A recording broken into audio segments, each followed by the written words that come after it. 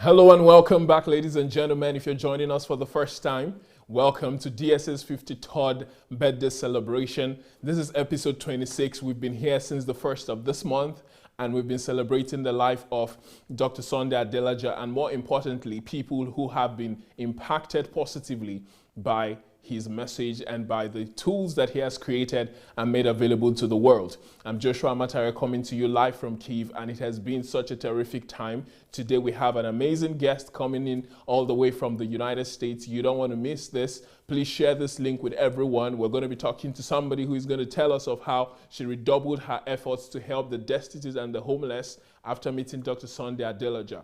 Those of you who have not listened to all the other episodes, if you want to do that, you can go to Pastor Sunday Adelaja's Facebook page. You just type Dr. the initials Dr. Sunday Adelaja, and you would see a whole array of videos. Just go to the playlist that says Life Transforming Testimonies, and you'll be able to see all that has been done before today. Those of you who have been with us, I'm sure you've enjoyed the ride. You've enjoyed all the different guests and all that they had to share. It's been such a transformational and inspiring time. So it's such a privilege that we're back here today to enjoy yet another guest of ours. So those of you who want to find out how to join the mentorship groups, who want to find out how to get DSA's books, if you're joining us for the first time, we're going to be talking about all of that as time goes on. But today, without much further ado, I want to welcome our guest all the way from the United States. Hello, Mrs. CHINWE, MABEL. Hello, Joshua. Welcome back, Thank you so much for welcome to having the me. show. I was saying welcome back because you're one of DSA's premier disciples. So it feels like you're not coming for the first time. How are you doing today? I'm doing great, and you? Oh yeah, I'm good, I'm healthy, we thank God. So Okay. how is the United States today? United States is great. Fantastic. Remember Trump always say, make America great again. They are great. Fantastic. It's really good hearing from you. So what has been your experience throughout this whole month? I don't know how many episodes you've seen, but how have you enjoyed this unique way of DSA celebrating his birthday? Wow. It has been an amazing journey. Okay. See people celebrate our God's Army General. That's the way I can only describe him. He is a God sent to this generation. True. And I can't have another than him. Wow.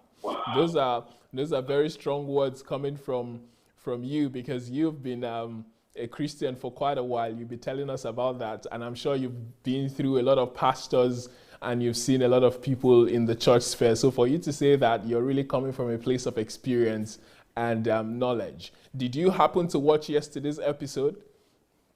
Oh, I did, Joshua. How was it? That was so heartbroken. Wow.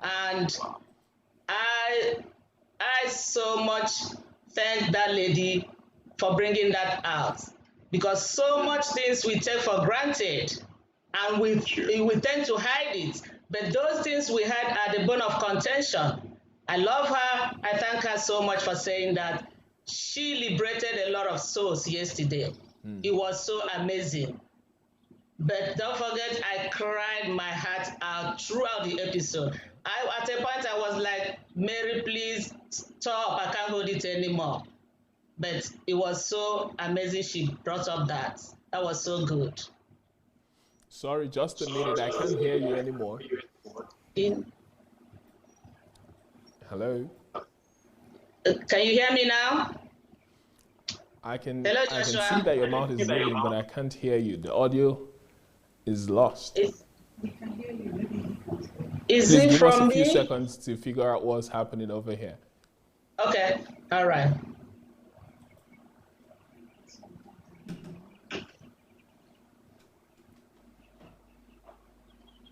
So guys, please bear with us.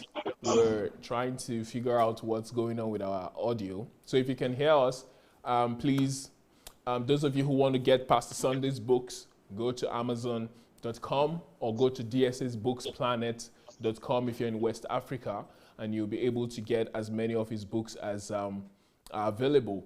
And those of you who want to also read as many as possible for free, go to boundbooks.io. That's a new platform. They've got something similar to Amazon Kindle, where you can subscribe, and for a stipulated amount of time, I think for the period of a year, you can read as many books as you want, not just DS's book, but every other book on their platform. So that's something that you don't want to miss. These are opportunities that you want to take advantage of. And those of you who are on Amazon Kindle as well, you can get all of DS's books for free on that platform. So that's something that you want to take advantage of. So those of you who want to watch videos on YouTube, you can go to Dr. Sunday Adelaja and you will see a different playlist. You can go to playlist and you just see an array of each and every one of them laid out for you. So take advantage of it. There's their series on family, series on how to find your calling, series on money creation, wealth creation, series on the church, series on, if you want to become a pastor, it talks about the church and talks about pastoring. There's a series on leadership. There's a series on thinking. There's a series on life, life principles, where you get to find out that life is predictable. There are series on family. So everything that you want, most of what men and women all around the world are struggling with, are available on that YouTube channel. So take advantage of them today, and I believe that you'll be the better for it. Every single person that we've listened to since the beginning of this month, they've had that common thread in their stories, which is that they discovered DS's YouTube channel and they took full advantage of the messages that were there. So make sure that you're not left behind, and make sure that you're one of the people who goes through transformation from within so that they can transform their world. That's all that those materials are for, to help you transform yourself so that you can transform your world. So we're still working on our technical difficulties, but I believe that we have MABEL CHINWE back now. Hello, Miss MABEL, can you hear me? Yes, I can hear you, Joshua. And I can hear you too. So sorry about that. That's okay. Okay, so you were talking about, yesterday, and how, you felt about her presentation. So could you please come again and tell us how you felt? Or I'll go to another question. What feelings came up on the inside of you when you watched what she said? Honestly, Joshua, watching that video yesterday, I vowed to set up whatever I will set up NGO to make sure no child suffers that. If it makes me going into homes to make sure children are good, I will do it. Amazing. I can't lay back anymore from what I saw yesterday. I can't. It was so heartbroken. No child supposed to go through that. No child for any reason. Those children never bargained for coming. They never begged anybody to bring them. True. So we must stand up for our responsibilities. And if we don't, somebody else will make you stand up. That's why I so much like this place. You can't do that to a child and get away. It's not done. You can't. You can't even have a child to be a house help. And that we have to work to stop in Nigeria. No child will go for any house help. If you can't take care of your kids, hire a nanny. That's why we say we don't have job. If you think that you don't have anybody to take care of your child, hire a nanny and pay. People should start taking responsibilities. Kids will not go through that anymore. That's what I resolved yesterday to do, going forward. Fantastic, fantastic. I hope that those of you who are watching are also taking decisions, because if Ms. MABEL is doing this, we need 200,000 people coming up with this, because Nigeria has 200 million people and we've got kids in the tens of millions. So we need as many people as possible to do exactly what Ms. MABEL is vowing to do. So that's such a wonderful start. And I like the fact that you've decided to take action immediately. You're not just thinking about it, or you're not just, being emotional about it, but you chose to take action. That is what it takes to be a transformer. So it's finally, I believe that finally we will have some change in Nigeria the more we have people thinking like you. So can you please tell us, what has your faith life been like, and what is your history? Tell us about how you became a Christian. Okay. I was born in a Christian home. My mom is such a woman that She will tell you, if you leave God, what will you be worshiping? That's her favorite saying. She'll say, if you leave God, what else will you worship? What else will you serve? Wow. That's the mother I have. And there are 3 places you can go and see my mother. Look for her in the market. If you don't see her, look for her in the church. If you don't see her, go home. Go to my house, you will see her.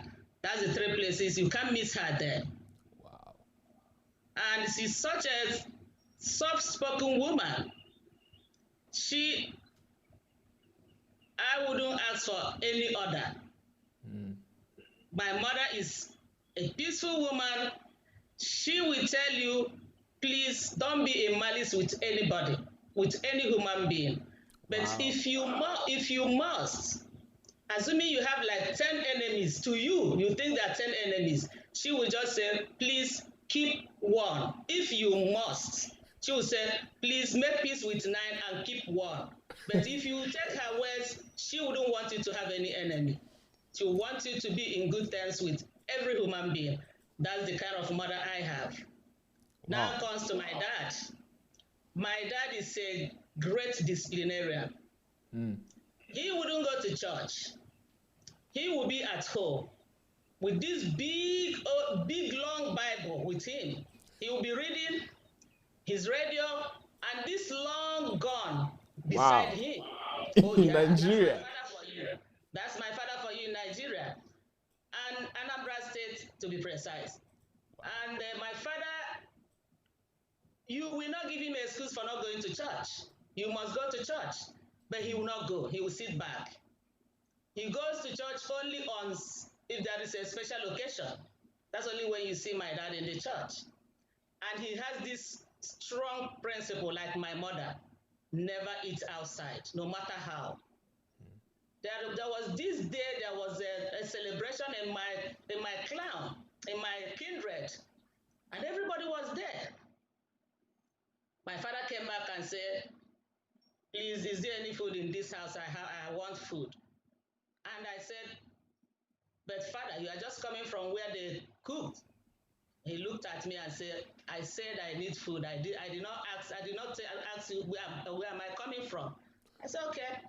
Before you even say 1, 2, 3, my mother is already with food, served him. And my father is this kind of person that when he's eating, we are not eating. You wait for my father to finish eating before you eat. Then education-wise, my father is a man that he didn't go to school, but he will not relent in paying your school fees. But for textbooks, provisions, you are on your own. But for your school fees, it's a must. And don't come back and tell him you didn't come back with first or second or third results. There was this first week that I was going back to school. I said, he's giving me my school fees. I said, Father, I need provisions. He said, oh, wow, provisions? Okay, go to the BAM. BAM is where we keep yams. He said, go to the BAM, pack as much as you can. Nobody will stop you. When you get to school, if they give you food, if it is not enough, then roast to the yam. I'm like, no, they will not allow us to do that. He said, well, I've given you what I know I will give you. My siblings couldn't, when I told them, they were like, you know, and you asked, you know what you're gonna ask? I said, but I can't imagine him telling me to take yam to school. You know, they wouldn't allow me. He said, well, you got your answer. That's the kind of father and mother I have. Then, so what did that create in you? How did that help you? Did it help you? Were you traumatized, or did it build something in you that made you driven? Of course. Do I have any choice than to make do with what I have? Than to make sure I go to dining and eat food? I'll make sure I don't miss food, because sometimes some students will miss food thinking that because they have provision. So when you don't have provision, you will be waiting for the dining bell to go on. Then you'll be the first person to be there. So it made me to mind my business. Make sure you go to the dining and eat. because you're not going to come home and say, I was hungry, I didn't go to class. That's the last thing my father would want to hear. So what was the academic situation like? I was trying my best anyway. I was trying my best. I'll come back and he will say, where is your result? I'll give him my result. He will be like, well, this is not what I expect from you. I say, well, that is what I got. So don't forget, I'm this kind of a person. Let me now tell you who I am. I'm this kind of person that, yeah, Father, you said it, but this is what I can do. And he will be like, I'm not asking you what you can do. I'm telling you what you should do. I said, okay. Father, you didn't go to school. You don't know how school is. So I don't know what you want me to do. The day I answered him that, my senior brother was like, because I grow in this family that we have respect for each other. You dare not raise your voice on the parents, neither to your seniors, even to your juniors. You don't raise your voice to anybody. But when you think you can speak and speak, you might get some spanking. But I wasn't minding the spanking because I'm like, you asked me a question, I gave you what I think I have in my mind. So what is the problem there? So growing up, my seniors, my siblings, my parents, they look at me as this child. He will always want to know. He will always want to ask you questions. She doesn't even care.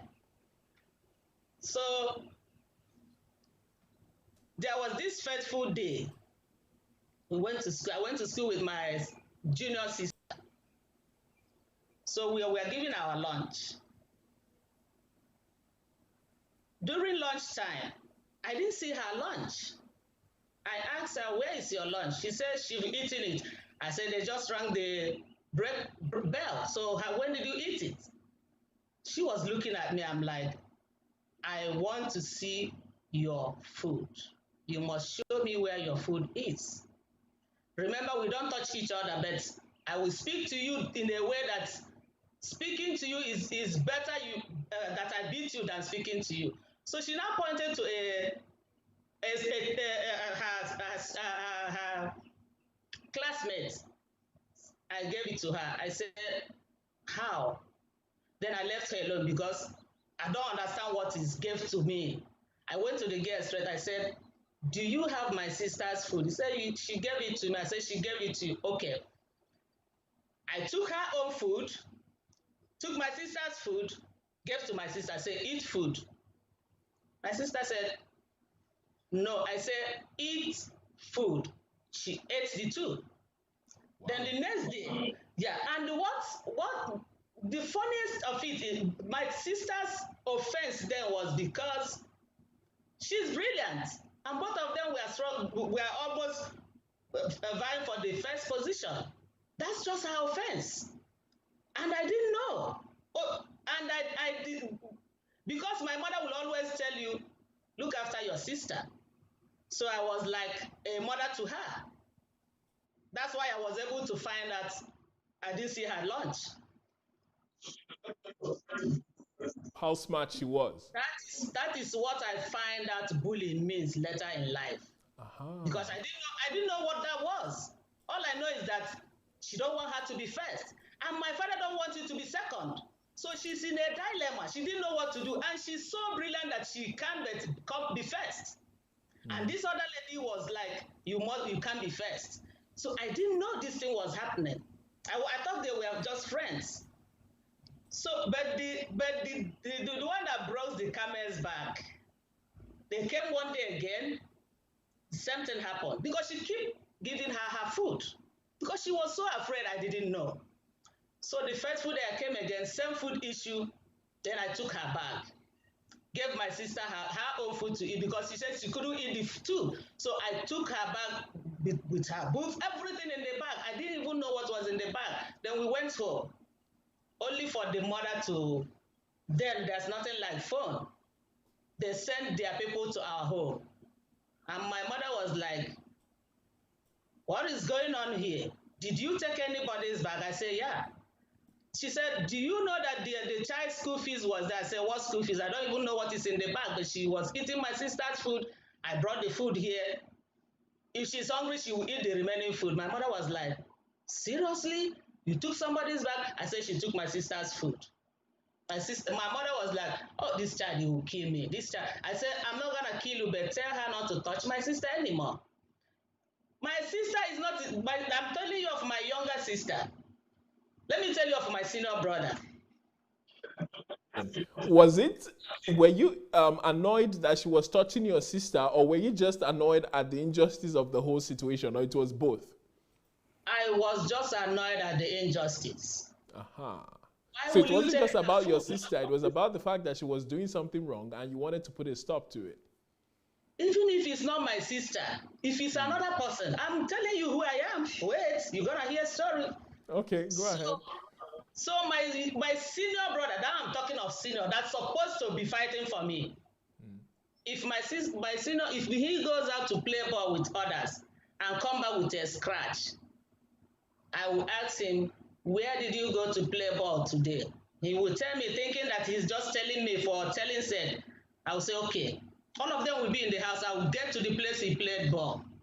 And I'll call all of them out. Hey, guys, come. My brother left home without a scratch. He's at home with a scratch. Who did it? Wow. And they'll be like, no, we were playing ball. We were playing ball. Why can you ask who did it? I said, I just said, who scratched my brother? This question I'm telling you I'm asking it nicely here. Because the moment you speak, you're going to get a slap. I'm talking of the seniors, not even minding whether they're going to beat me. So in my family, they look at me as troublesome. That's how they view me. They look at me as troublesome.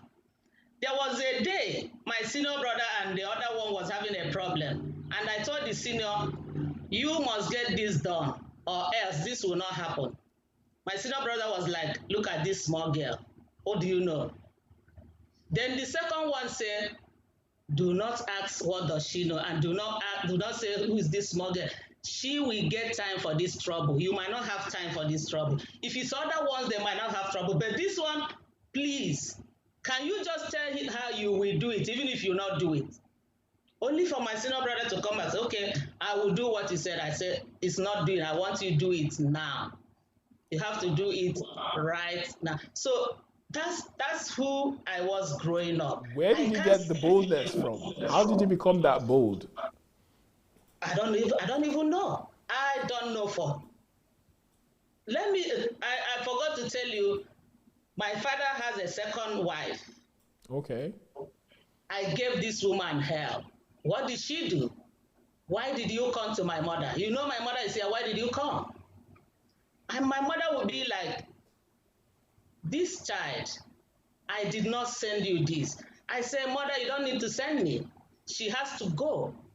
And I would do all this because my father was living on a then and we were staying home. I would do this when my father left because I dare not do it when he's there. And the woman, due to fear, she wouldn't tell my father this is what she's going through because I would give her, and when you see, just a little girl, but it was all, I'm like, you know my mother is here. Why did you come? Why? She will not say a word. Even till today, I will not point out what that woman did to me, but I was giving her help. But I've repented anyway. Thank God for that. You just felt that she wasn't supposed to be there and you made it your mission to get rid of her. That's it. And my mother was, please. My mother will go to the market and buy so many things for me so that I won't trouble this woman. No, she has to go. That's just it. Okay. Talk to why not talk? My mother now said one day, why not talk to your father? She didn't do anything. Your father married her. I said, I don't have my father's business. I have time. I have her time. She must leave. Tell me where she is going to. I don't even know. So that's my life growing up. So what was the spiritual aspect like? Were you going to church? Were you prayerful, or were you just somebody who just wanted to see justice? Okay. My spiritual life growing up, remember, we must go to church. There's nothing that will make you not to go to. So I was doing everything. I was a member of the brigade. Whatever I see that in the church that every child was doing, I was a member, doing it judiciously. And my mother was the church warden. Let me tell you about the church warden thing. Then they don't allow people to come in with long hair, short, so many rules. But I will come with those ones they say don't come with. And they will not ask my mother, you church warden are doing this, but your daughter is doing this. So now what happened? Every other lady or child goes through my mother's door where she's staying because she's not going to turn anybody back. But other women by the other side, nobody goes there. But I will leave my mother's side because I know she will allow me and go to the ones that they will not allow me to come in. And I will cause this commotion. And why would they stop people from coming to church? They should allow people to come in. They shouldn't hold anybody from wearing anything. Because I've heard that what is in the heart, that God is in the heart, it's not by what you wear.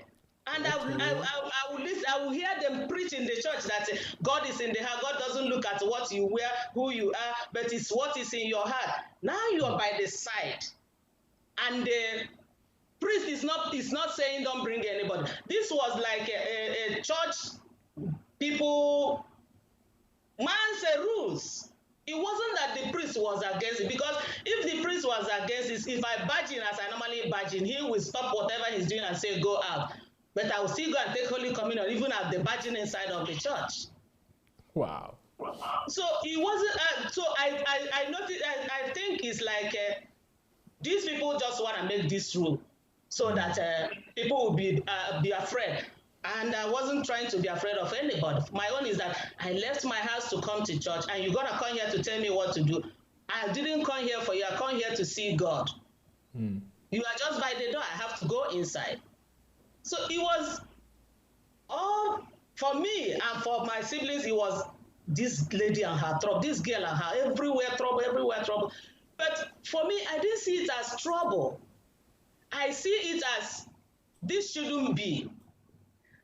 And again, I'm not a majority person. I am not a majority person.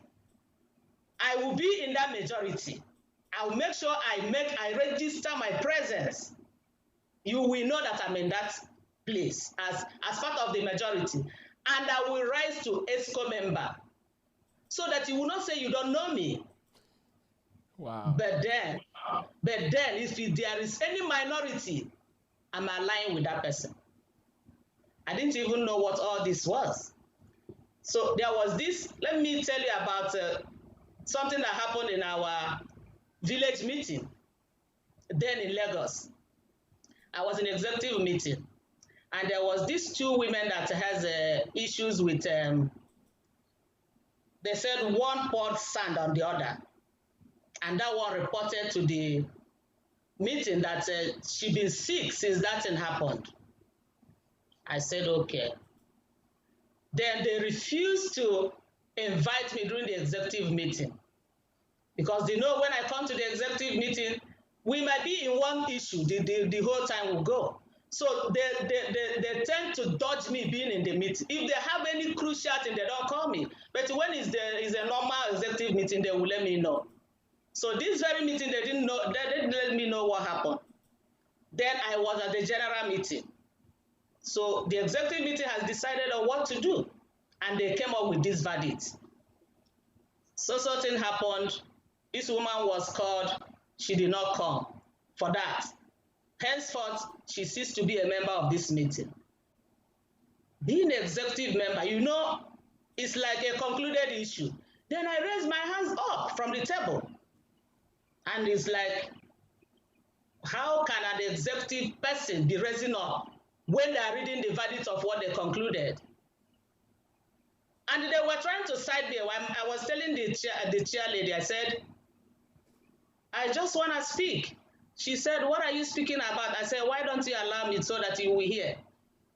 She wanted me to tell her, I said, no, allow me to speak so that you will hear where others are hearing. She's like, I hope it's not on this topic. I said, I don't know. I don't know what I will say, but I just want to speak. So he was like, no executive will talk here again. We've decided on this issue. I said, how do you know I'm trying to speak on this issue?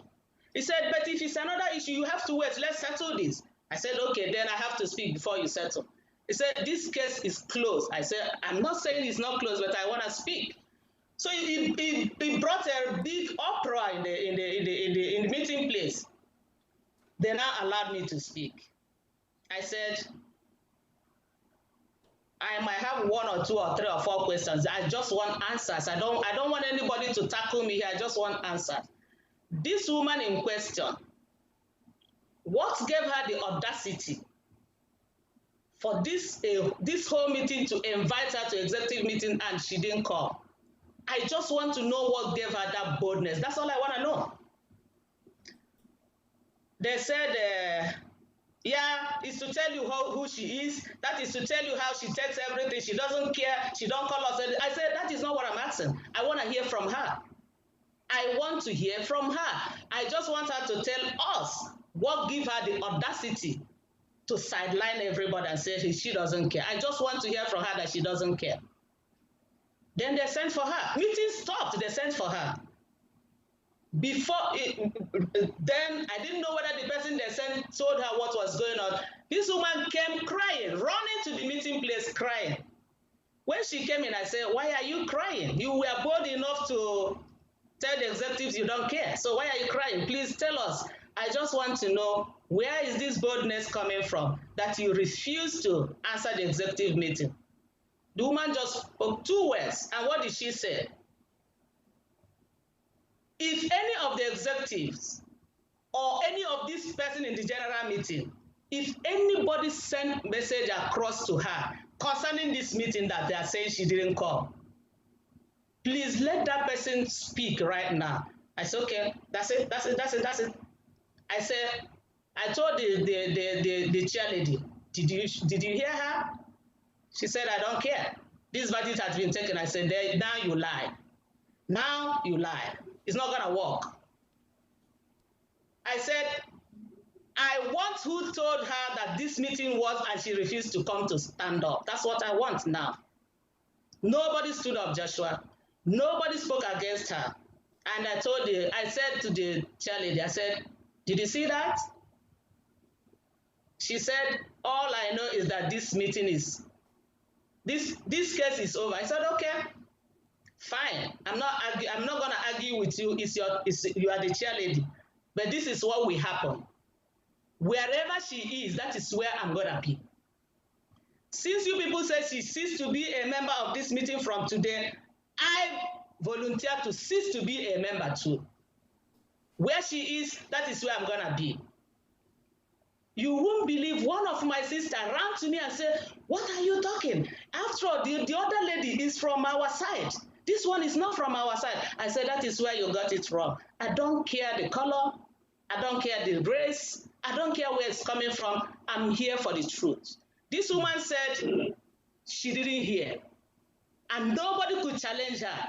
That's it for me. I don't care whether the other one is my senior sister or my junior sister. But for this case, I am where she is.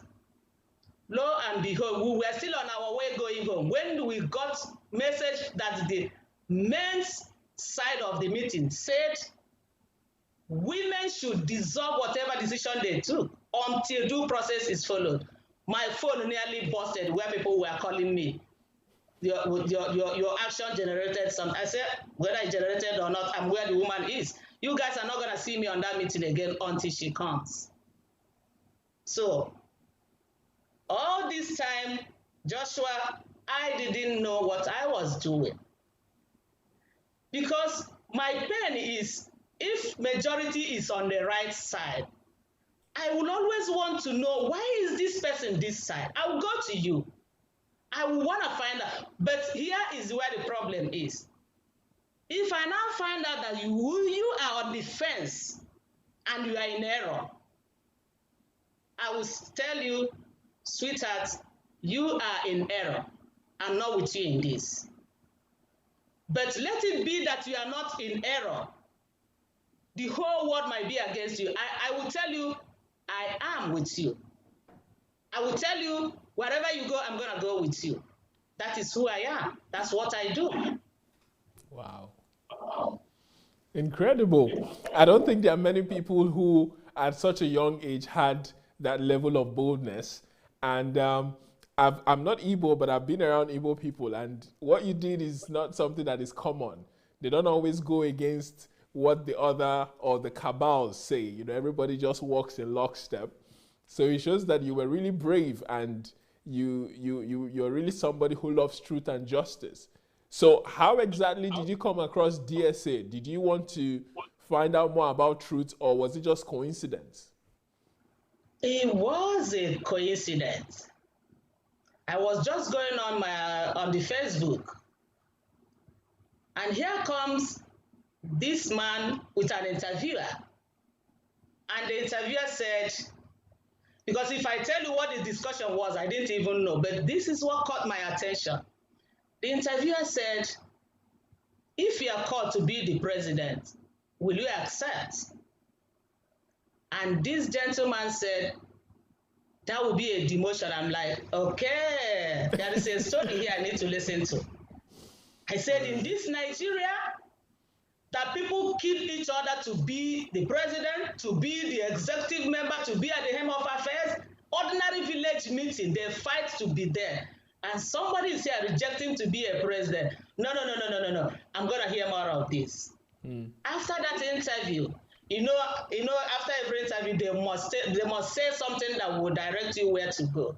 Yeah. Now, after the interview, I went searching for whatever that was there in the YouTube. I'm like, hell, Joshua, I breathe in and breathe out. I said, finally, I have never been in error. Finally, all this fight has been for something. Because what I saw in the YouTube is not like what is in the Bible.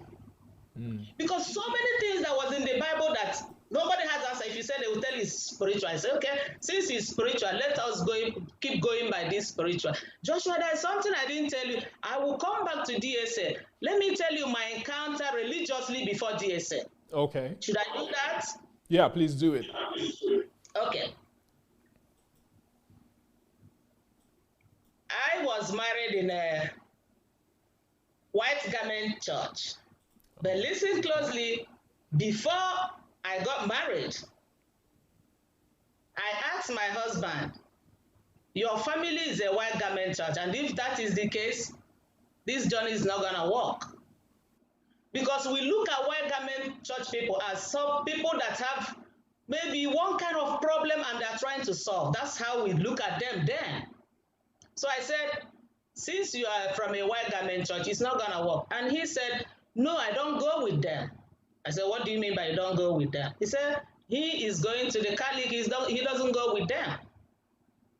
And the parents recommended me, thinking that when I come, I will bring their son to the white garment church. Now, remember, both of us agreed on not going. So me now coming, and you know me from childhood, you can't push. Don't need pushing, because you can't even bully, because if you come with bully, you are wasting time. So then now, my mother-in-law said, yeah, there's this stream we'll go to the wall, to shower, to do this. I said, okay, what is the purpose of going to this stream? She said, yeah, so that we won't have problem having children, you won't have problem doing this. I said, but those that don't go, I come from an Anglican side. They give baths. They don't go to shower. Why will I have problem giving baths? He said, yeah, because you entered our house, that's what we do here, blah, blah, blah. I went straight to my husband and said, this is what your mother is saying, please, can you go talk to her? My husband said, don't worry, I'll take care of my mother. Then this fight, there was this huge fight. So there was a fight food. I said, okay, mother, let's go to this stream. You said long time ago, let's go. We went to the stream. I now called the pastor in charge to that stream. I said, what exactly is this for? He said to make sure no evil spirit attack you. I said, but evil spirit is not attacking me. He said to make sure it didn't attack you going forward. I said, okay. And if I do this now, there won't be any problem. He said, yes. Okay, I said, so how do I shower? Give me soap, give me water, how do I shower? The man is like, no, it's not like shower like that. We have to do certain things, do something. I said, okay, whatever you are doing, do it. The man now called my mother-in-law, said, did you explain to her what and what to do before coming here? She said, yes, I did. And the man said, I'm not sure this one will believe anything. No. It's better she go home today, maybe next time. She went to my mother-in-law because she brought me to the stream. So in their own rituals, you have to take a special bath before you get married to their son. Yes, yes. So while they were talking, I called the man again. I said, sir, can you do quick? I just want to shower and go away from here. The man said, we're going to postpone this shower. It won't be today again. I said, okay, good. Then the next time my mother-in-law talked about the stream of it, and I said, no more. I'm not going anymore. So that's how that one went. Because what I wanted to do to the man, if before I would shower, I would tell him, you shower first before I shower. You can't bring me here without showering. So I think he sensed there are going to be problems. So that's how they stopped that one. So he was very lucky. He escaped narrowly. He did, though. He did, Joshua. Then my younger sister, we went to one prophetess sometime, one day. And the prophetess said, I want your sister, the same stream of a theme again came up. Your sister to shower in this running stream by her house. And so I asked the woman for what? She said, so that your husband will be the next Dangote. I'm using the next Dangote to tell you that is for prosperity. Okay. The showering is for prosperity. I said, okay, this might look good because I'm gonna see the wealth. Then I asked the woman, when could I expect this Dangote to be in my house? He said, once you finish this, in a week's time, you will hear news. Your husband will call you to tell you that money is falling from tree and from everywhere. I said, wow, this is a good deal. Joshua, I went and I showered. After 1 week, I called my husband. He said, yeah, we are here. I said, what do you mean by you are here? I'm listening so that you tell me you are Dangote now. He said, what do you mean by that? I said, because I went to a stream to shower so that you'll be prosperous. He said, I don't understand it. You mean you are still going to shower after you dodged my mother's own? How did you go to shower? I said, yeah, my sister took me there. She said the woman is powerful. After 1 week, I didn't see anything. I have to go back to the woman. I said, oh yeah. I went back to the prophetess. I said, I went to the church. After church, I said, I want to see you. My sister didn't know I went. I said, I want to see you. She said, okay. I said, you promised me after showering, my husband will be so rich in a week's time. I gave you 2 weeks. Because I said maybe in a week, maybe a week was too short. Let's give it another 1 week to see if things will change. Yes. Then she said, wow, really? I said, really? Yeah, that's why I'm here. He said, okay. Tell your sister to call me. I said, no, I'm not telling my sister to call me. Why I'm here is that the money I gave you, with whatever I showered with, all the money, I want it right here and now. The woman couldn't hold it. He has to call my sister. My sister said, how can you do that? That's not how it's done. I said, that is how it's going to be done today. I need my money from her. Because it's business. It was a transaction. You were supposed to get something in return for your money, and you didn't get anything. So you want your money back. There should be refund, yes, right? I did. Yeah, and let me tell you this about my mother. My mother one day said, these children, you not kill me here. You keep going to one prophet to the other. If you go there and they tell you you're going to die tomorrow, what will you do? You wait for the death or you start running. I couldn't forget. I will never forget that statement. My mother said, if you go and they tell you you will die tomorrow, Will you wait for death or will you start running around? I say, Mother, I don't even know. I don't even know what I'm going to do. So all this. Did that woman give you your money back though? Joshua, you want to ask that question? Of course she gave me, because I'm not ready to leave. I'm ready to barge into the altar and take whatever that worth my money. Oh, I got my money back, Joshua. I got my money. I got my money back. Even there was a day my daughter was in school. I sent her pocket money. She took rather 15,000 naira or so to pay for tithes.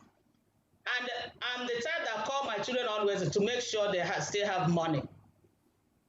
That day she said, let me check. I said, what are you checking? If you have money, we know.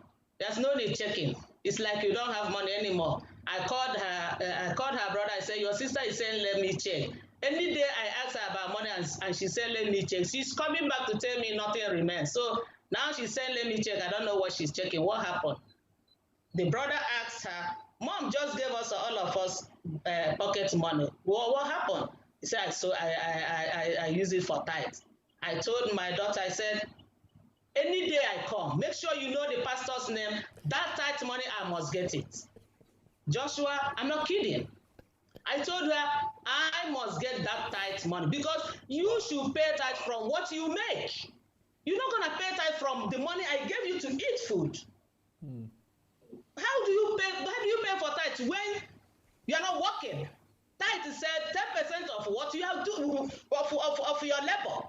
Which labor are you putting up? The labor I'm putting up. Okay, if I have paid tithe and you pay tithe, how many tithe is that? It's no more 1/10. You're right. It's no more 1/10. So I always want to. It has to be black and white. Either it's black or it's white. My daughter was like, no, because my daughter know exactly what I said I would do.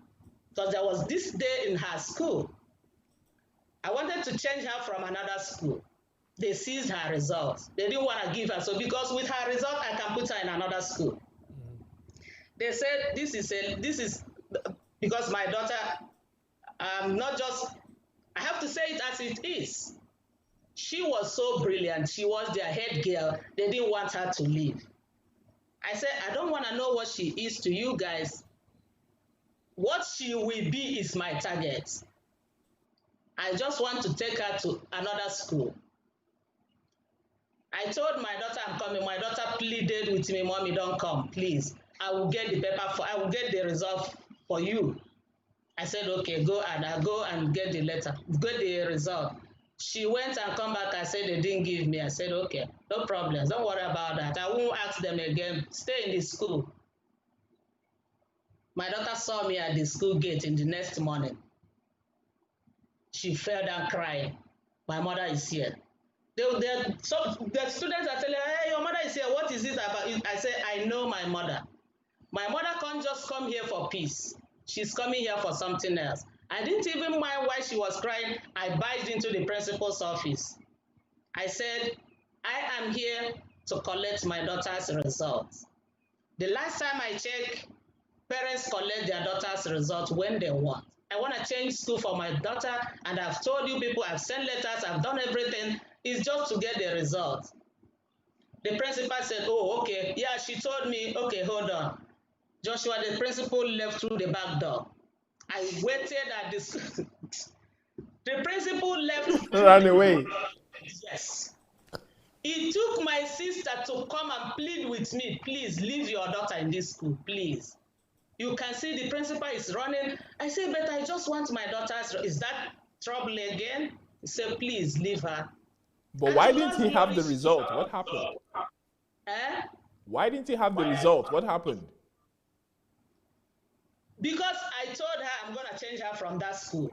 So then okay. they don't want her to go. So, and they know that it's just with that result I can take her. Okay. So they seized the results. They seized it, they didn't want to give her. Okay. So that was their own way of holding on to your daughter by not releasing the result. Yes, yes. Those of you who don't know who she's talking about, her daughter was here a couple of weeks ago to give her own testimony. Those of you who remember Ada Ukeji, that's her mom. So she spoke a lot about her mom that day. So those of you who were wondering who she is, this is Ada's mom. So I guess you guys can see where she got her own strong character from as well. Because when she spoke that day, she talked a lot about you and how you helped raise her and how you helped her, you know, get things done at home. So those of you who are wondering, this is Ada's mom. So the daughter she's talking about is Ada.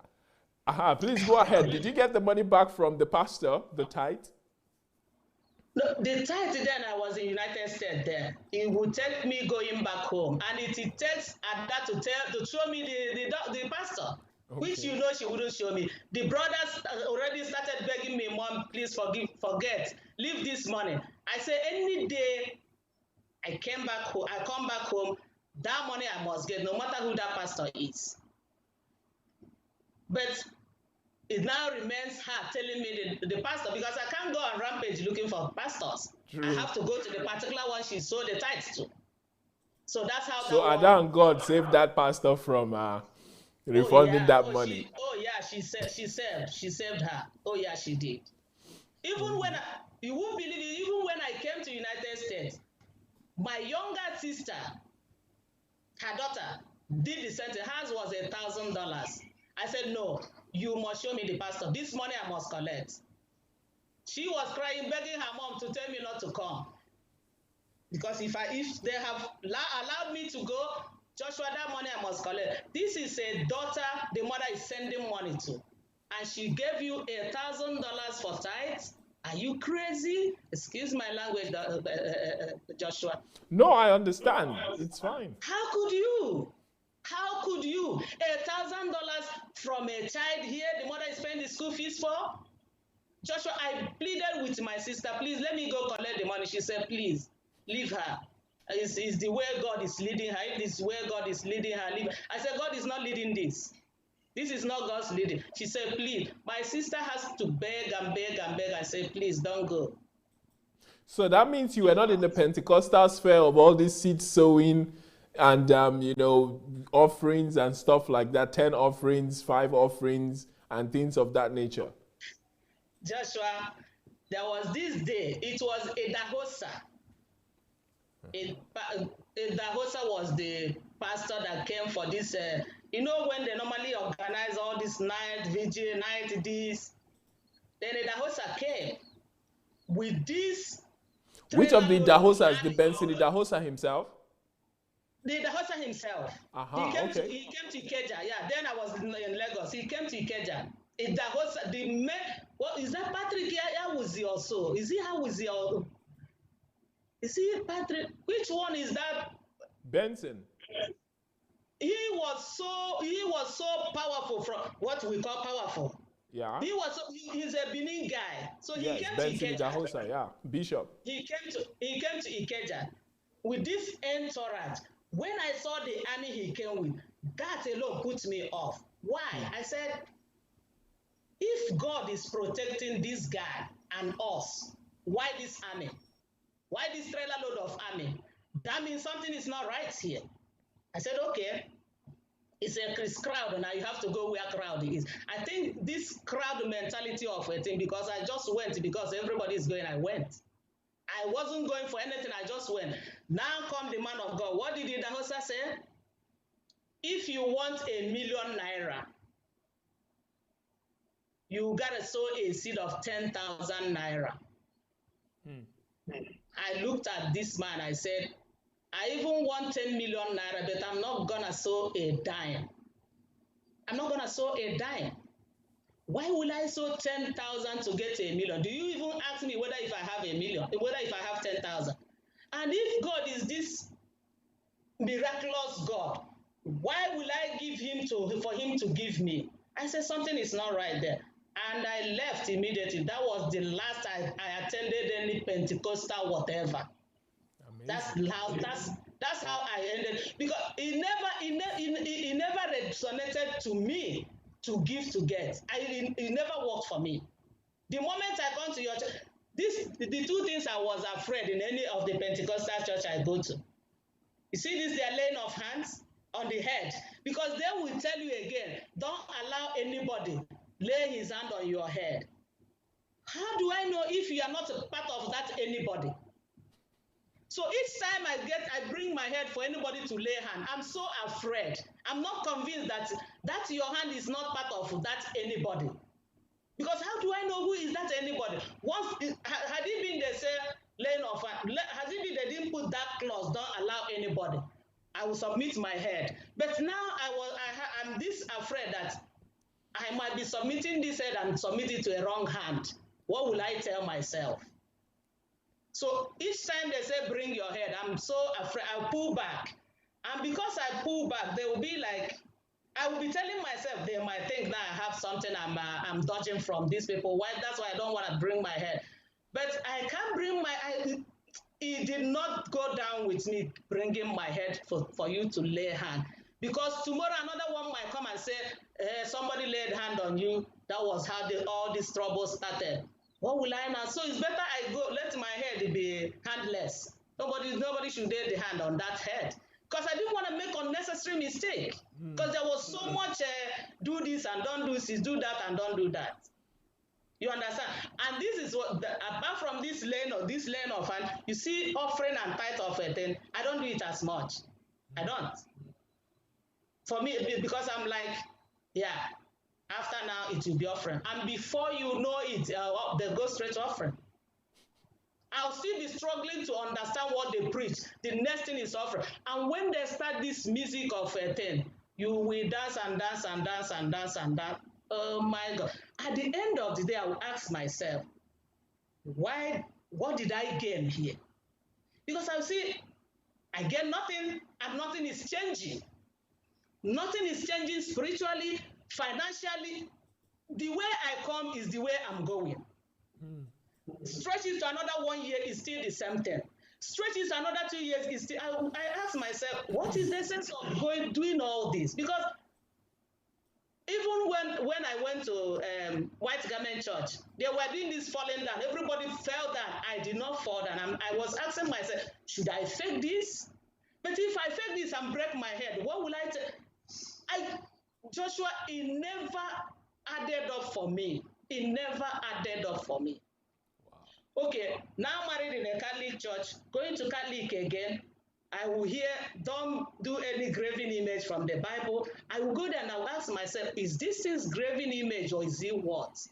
Maybe I'm the one making mistake. I'll be so like, there were graven images everywhere while they were preaching against graven image.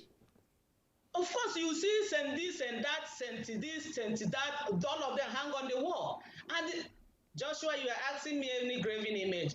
My daughter one day, I don't know, whatever ceremony that was, and they were going one after the other of those things they put there. And after that, she called me. You know what she said? What? Mother, today was so intense that I was sweating. I nearly fainted. I said, are you crazy? You nearly fainted? She said, thank God a sister put a fan. What happened? She was the leader. She has to tie her scarf, tie everywhere, and she was sweating, and she was doing all this. She will read, they will answer. She will read, they will answer. My daughter nearly collapsed. And I told her, no more. Next time, the moment you start sweating, stop. Make yourself comfortable no matter who. I said, no matter, even if it's the Reverend Father, if you are not comfortable, stop. Don't go further. I said, don't go further if you are not comfortable. Don't do that next time. She said, but I have to continue. I said, you have to continue, and if you faint, what happens? He said, Mother, you can't stop that when it's going on. I say, oh, you have to stop. You have to stop. I say, you have to stop. Do you want me to call Reverend Father not to give you that again? Because Joshua, I will call. I will call the Reverend Father. I say, please. For sure. And at this point, I don't even doubt it. Oh, Joshua, you will not just call. You might show up there as well. Remove my daughter from this. I would call him. I'll say, remove my daughter from this. So, all this, they keep calling me troublemaker. She said, troublemaker. She doesn't agree. I can see why they'll call you a troublemaker, but every single thing you're saying is logical. It shows that you were reasoning. It shows that you were asking questions and you were trying to make sense of things that everybody was going along with, but it didn't actually make sense in the real world. Exactly. It didn't make sense. I and my sister went for one that said he's a Sabbath pastor. That one said I have to kill a ram. I told that one right there, my sister will be listening and she will remember this. I told him right there, I said, if I have money for ram, I will kill ram and stock in my fridge for my children.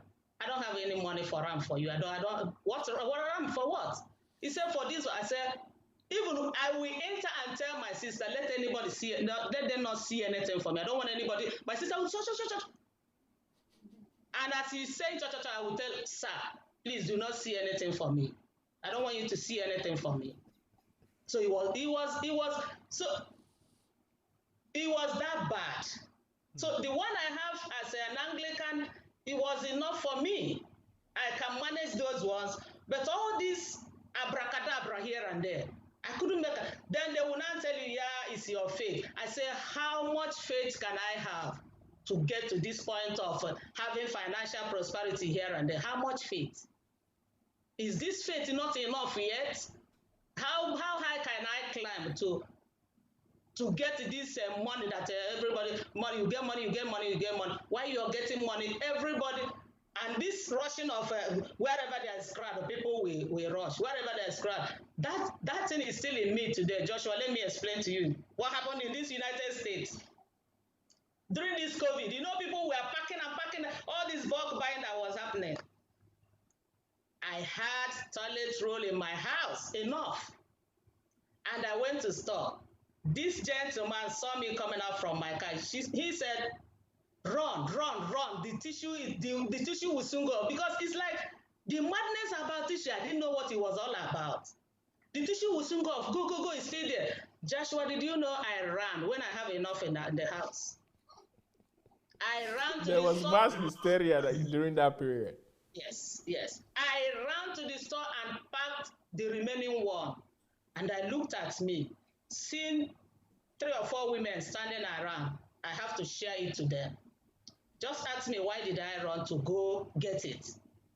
Wow. That same thing is happening in all these churches. Oh, there's crusade here. Everybody will run. Oh, this man of God is so powerful. Everybody will run. Powerful. What exactly have you got in there? When you will sweat in there, sweat out, somewhere you go in, even be lucky you come out somewhere you go in. Because you might go there, you might not know what you might carry to your home without you knowing. I'm not here to bash anybody, but I'm saying it as it is to me as a person. It did not make sense to me. It did not make sense to me. So that means you never really felt at home anywhere, because wherever you went, you kept seeing things that were upside down and you kept wondering, why is all of this happening? Is it that there's nowhere where, everything is fine and the truth is being taught? I did not see any, I did not. There was this last one that I went to. Same thing was happening. I went back to my home. I didn't go again. The pastor came visiting. Sister, we saw you just twice. We didn't see you again. I said, sir, I'm sorry. What I was looking for is not there. He said, what are you looking for? I'm like, okay, sir. Something like, remember the Sabbath day and keep it holy. Can you tell me why we move Saturday that we call Sabbath? Or is Saturday not Sabbath? Why did we move it to Sunday? I'm still asking that question till today. I said, why did we move it to Sunday? He said, just leave that. Don't go there. It's okay. And the way I sounded to him, he know that I'm not coming back. So there's no need going further. I said, okay, I've heard you, sir. And he left, and that was it. I never go to any Pentecostal again till tomorrow. So all this, when people say they ate much of their money, no, I wasn't giving my money because I was like, why will I give money? I didn't see sense in giving money. I did not see any sense in giving money. Rather, I will give to those beggars. And I was doing this not knowing what. I didn't know what it was. But for me, I look at you as a big man. Why would I give you money? It's supposed to be the other way around even. It's supposed to be when we come there, we share money to us. That is what I think. It's supposed to be when we come, you share money. You are coming with entourage of armies, cars mint, cars to the teeth. When I say cars, I mean car. That is what you drove to the place. I walk with leg. I entered bus. I will now give offering. You say I'm giving. Which God is this one I'm giving this money? That will not see that I'm trekking. That will not see that I'm sweating in the bus. That you are having your Jeep with tinted glass and AC, and I'll still come again and give this God money. This God must be a partial God. So I never parted with my money. I never. That means when you met DSA, everything made sense because finally somebody was speaking your language. Oh, you want me to go there now? Oh, why not? All right. Now, when I met DSA, as I told you, I saw him on an interview. So, the first thing I hit myself with is family series. Okay. I'm like, oh, do you know, after listening to family series, to thinking series, to love series, I called my son, because my son is this type that if you tell him, give you knife, he will ask you, why knife? So for me, I'm like, give me Well, knife. he learned it from you. He's his mother's son. I will be a beg, don't question me, give me a knife. Do you know, after going through DSS series, I called my son and I cried my heart out. Why was I crying? I say, all this while you ask me questions, I push you aside. I never know. Please, can you forgive me? He'll be like, Mom, I don't get, because he's not listening to the thinking series. Mom, what? I don't know what you're talking about. Why are you crying? Please stop crying first. I was crying. My son was consoling me. I said, I did you a huge disservice. I said, I did you a huge disservice. Why could I not answer you? Because he will ask and I'm like, this boy, please go with this question. And them growing up, if they have issues with themselves and come to me, mother, this happened, I said, can all of you get out from here? This is what, please go. So I cried and cried and cried. I said, even I called my son, I said, please, never you treat any woman bad. After listening to family series, I told them, before you marry, you must go through DSS family series. Your wife must go through DSS family series. That's all I ask from both of you. Because if you do, your marriage will be marriage made in heaven. I told them, I promise you, if it's not made in heaven, hold me responsible. After you've gone through family series, I told them, I said, please, this is only my wish, whether dead or alive. Never marry without going through family series.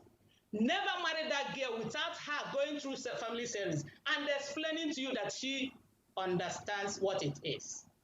If you don't, you're going to make a terrible mistake. After listening to family series, I know that is why we have so many divorces here and there. And the whole world, I'm begging you and I'm telling you, if you want a good marriage, good children, please hit DSA family series on your secret place. Let him not even know. I don't care who he is. But that family series, world, if we want to have a good marriage, please hit that family series. If we want to have a good children, hit family series.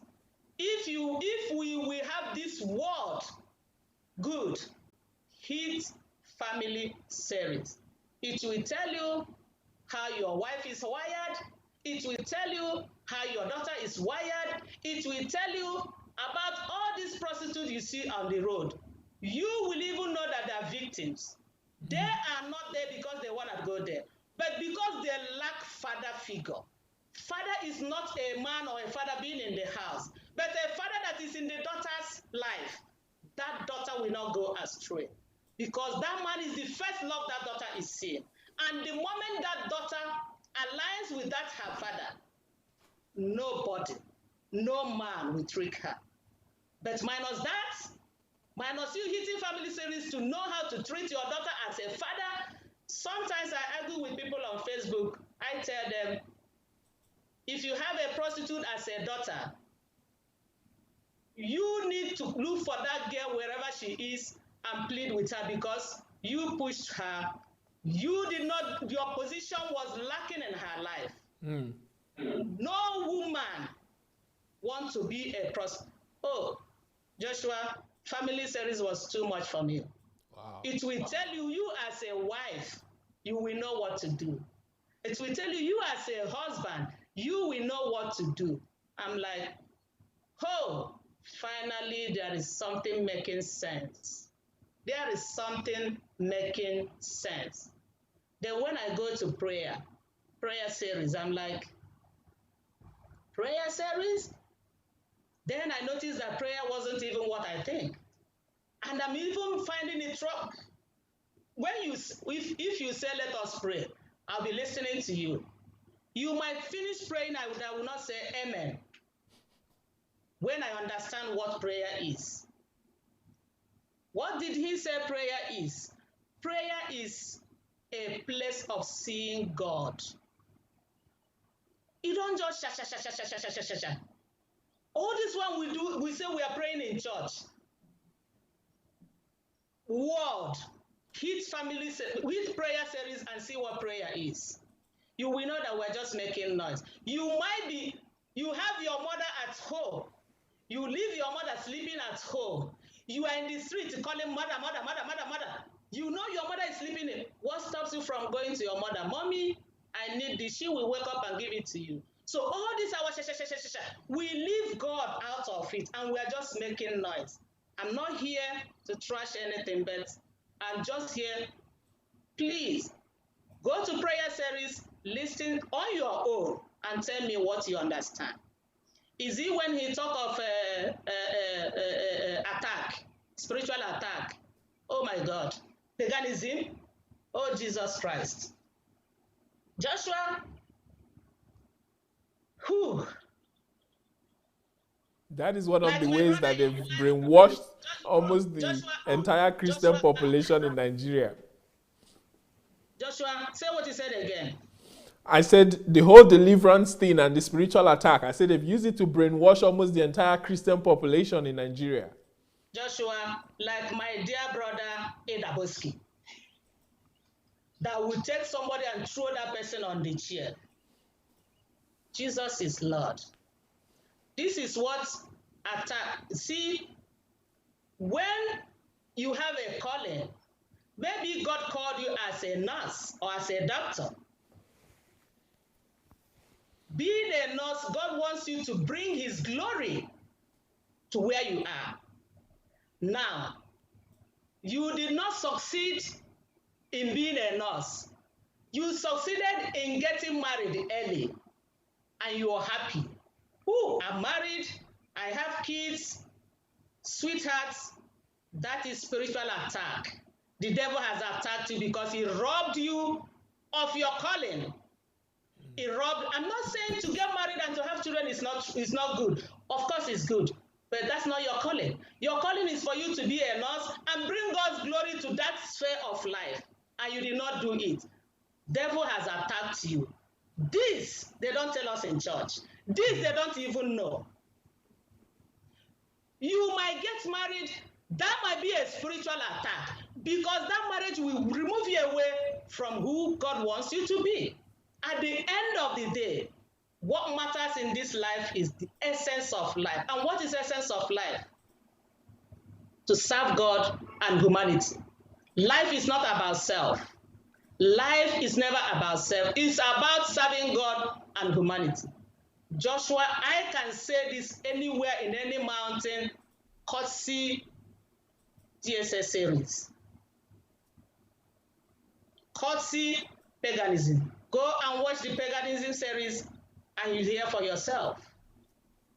Truth series, oh God. Oh, okay.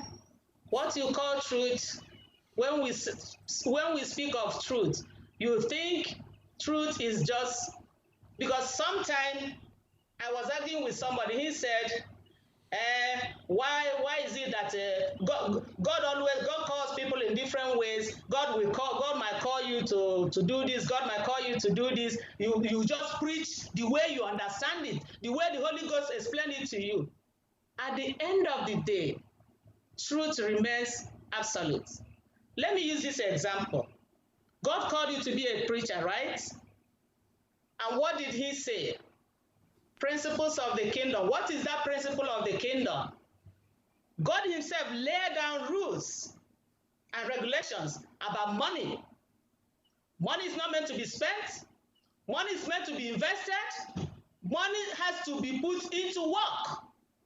All this you are not doing. You get your money, you eat it, you get your money, you eat it, you get your money, you eat it. At the end of the day, you have zero. You're not investing your money anywhere. You're not putting it into use. And now you will tell me, remember, God said, I will bless the work of your hand. Now you're gonna tell me God works in a miraculous way. Don't worry, keep believing God, miracle money will come. Just check your account, miracle money will go in there. Sweetheart, if you see any money in your account, it's a mistake of a banker that might put that banker out of work. It's not a miracle money. It's not. And you taking that money, you are just robbing God and robbing that person, because you've removed a family man from where he's working because of a simple mistake he made. His family is suffering, his wife is suffering, the mother is suffering. Whatever that man carries on him as a responsibility will suffer because you said it's miracle money. Sweetheart, money is not coming as a miracle in any form. I'm not saying miracle doesn't work, but once in a while, do not depend on miracle money. Go to the Sunday ledgers, check on what the laws and principles of finance. You get your money. You will see your money working for you. You see your money working for you. Now I was talking of truth. Now, how will you now tell me, because you are called as a pastor, you are now teaching me prosperity, prosperity, prosperity. You are not teaching me how to work to be prosperous. God said, I will bless the work of your hand. And now I'll give you the power to make wealth. Yes. Now you are not telling me, make sure the work of my hand, I'm not working in vain, because not all work is work. Why do I say not all work is work? When you don't invest in a good thing, your money will go down the drain. Whom do you blame? You now say, I've been working, God is not blessing me. God has no business blessing you. He has blessed you before you were born. God knows God knows the end before he even begins. That you're going to be a rich man, God knows you're going to be a rich man. But what God will not do for you is to make you that rich, because he's giving you the power and the ability to work. Why are Muslims or unbelievers making it? Because they follow the laws and principles. Because God is a God that loves all. Follow his principle, he led, and that's it. The only thing unbelievers will not get that you as a believer will get is that eternal life, because unbelief is sin. Unbelief is sin on its own. For you to believe, you are free. So for them not to, but it will not stop them from getting that miracle money you are calling miracle money. They even get more miracle money. So which God are they serving that they're getting miracle money that you are not getting? Because they follow the principles. Now I have to make sure I land on this truth I'm talking of. Now, God shows you knife as truth. That's the truth. Now, go to your church. Preach about knife. Your truth in this knife might be pen knife. It might be table knife. It might be kitchen knife. It might be whatever knife. The moment you leave knife that God said is knife, and you are now telling me gun is knife, that is not truth. And that is the bone of contention. You can't tell me God shows you knife, but you're going to take gun as knife. Sweetheart, you are in error. Because knife and gun have nothing to do in common. Now, we always hit, suffer not the wish to die. A witch is a sinner. Suffer not the witch to live. A witch is a sinner, right? Right. Remember, he loved us while we were yet sinners. He loved us while we were yet sinners. Now, who are you and I that will now go kill the witch? You will now quote the Bible for me to say, God says kill the witch. Let me tell you what again God says. God says kill the witch was in the Old Testament, right? Right. God, now, Moses said, if they slap you in one cheek, slap them back in the other cheek. And Christ said he came to, not to destroy the law, but to make it real, right? Right. Now, what did he say about, what is God making real here now? When they slap you, turn the other cheek. That's what he made real. Now, if he says suffer not the witch to live, what do you think Christ will say? If not, vengeance is mine. Love your enemy. And that's exactly what he said. Love your enemy. Even give your enemy food when he's hungry. Now, Bible says, if you call your brother Raka, if you are angry, you are a murderer. What differentiates you from the witch? Since being anger is in the Bible. Those of you that knows how to quote, because this quoting of a thing, they will always say me, what is she talking? She don't know how to quote. Please, you that knows how to quote, I'm sure you will find this thing in the Bible. When you are angry, you are a murderer. That's what the Bible says. True. Now, if you are a murderer because you are angry, and the witch is a murderer because he's killing and eating people, both of you, are you not the same? And why will you live and the witch will die? Are we being sincere to ourselves? Are we being truthful to ourselves? We're not being truthful. Because what you look at me do, what you think is truth. If that truth is not universal, for my darling Oyedepo to slap a baby girl in Nigeria, but that will not happen in US, that will not happen in Western world, it's not the truth. Truth has no color, it has no race, it has nothing. Truth is absolute, it's colorless. Whatever you are doing, my dear beloved pastors, Nigerian pastors, I beg of you, whatever you cannot do in Western world, please do not do it in Nigeria. I'm pleading. Don't do it in Nigeria. Do not. Because if you do, you are in error. And it can never be true. Because the Bible is one. The Bible we're using in Nigeria is the Bible we're using in the United States. It's the Bible we're using in every other Western world. Why will we slap a girl child that we can't slap here? Because if he's here, he did that. He will be in jail, no matter the spiritual, whatever they call it. So please, it's assault and battery. He will be arrested right after the service.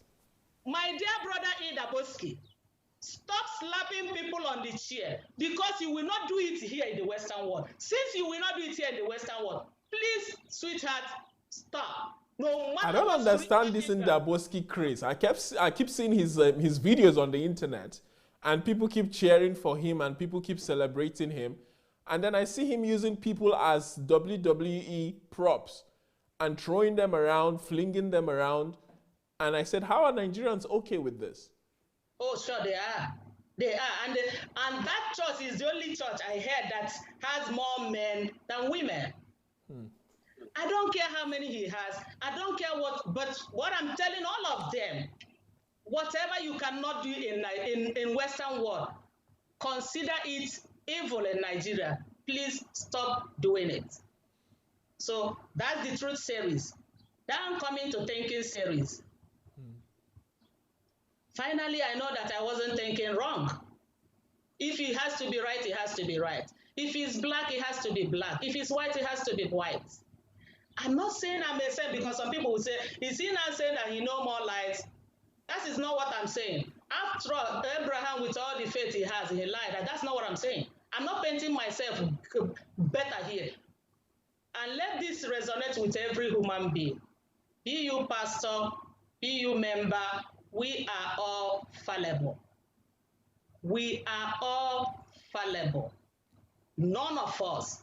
It's only God that is good. Bible made it clear. God is only one that is good. So each time people see any pastor deviating, it will be like the heaven is getting loose. Oh, we thought he is holy. You thought he is holy. He never thought himself holy. You are putting those words inside his mouth. You made him larger than life. He never made himself larger than life. Because he know if he's reading Bible, he know nobody is good except God. Mm. So if you, and like other, the ones that call Papa, please, I'm not saying don't call Papa, but let our focus be on our God. Because when you say, God of Oyedepo, pray for me. God of Elisha, pray for me. Elisha, the Old Testament, and Christ came and died for you. God of this, God of this, God of this. What of your own God? God is there waiting for you to speak to him. Call your God. You have a God. We are all priests. Call your God. When you leave your God and call Oyedepo God, assuming God is angry with Oyedepo, is he going to answer you? Call your own God. You don't know what Oyedepo is doing. Oyedepo don't know what I'm doing. Can Oyedepo call my God because he knows it's not good? The apostles, when the followers were trying to worship them, they said, no, don't do this. We are mere human beings like you. My dear pastors in Nigeria, let the members know that you are a human being like them. Always refute this papa of a thing. It doesn't make sense. It does not make sense. And when you say, if you don't pay tithe, you go to hell. Paying tithes and now having Christ as your personal, because all I know is they say unbelief is a sin. If you believe, you are in heaven already. How come again a tithe will take me out of heaven? God doesn't speak with two sides of the mouth. God doesn't. I'm not here to bash any doctor, any pastor. I'm here to say what my mind is telling me and what I think I know it to be. If I see Oyedepo tomorrow, I will stop him and ask him, sir, why did you slap that girl? That's me for you. But they're not going to allow me. With that insurance, would they allow me? They will not allow me.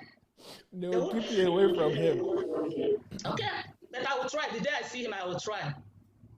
I will try. It's a promise. I will Don't try. doubt it. I look forward to that viral because video. that child, that thing that was done to that child, I'm still hurt. It's still, okay.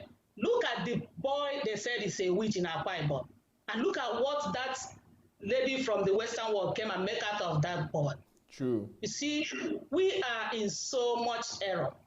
And my dear pastors, when you set people hate, your enemy, we know ourselves. Once you talk of enemy, we are all agitated. We are set to know that person that is not making me sell my tomato, that person that is not making me pass my exam.